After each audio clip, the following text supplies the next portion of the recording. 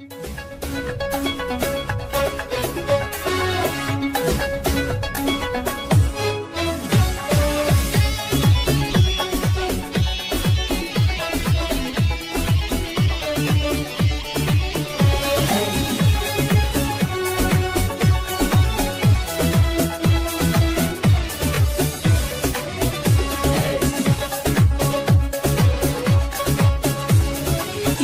Türkmen, Oğuzlardan, Bozkırlardan gelen benim, Balkanlardan, Kafkaslardan, Urumçi'den esen yelim.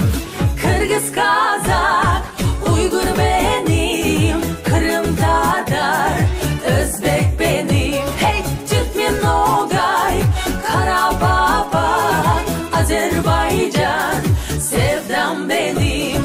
Kırgız, Kazak, Uygur benim, Kırım Tatar, Özbek benim. Hey Türkmen, Nogay, Karabağ, Azerbaycan, sevdam benim.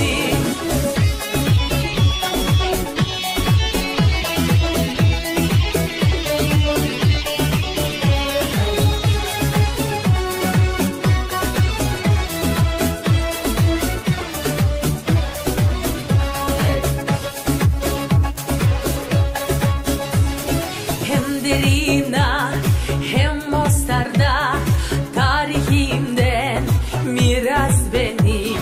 Makedonya, Rumeli'de, Kıbrıs'ta bir sancak benim. Altay, Hazar, Çuvaş benim, Sibir, Tuva, Başkırt benim. Hey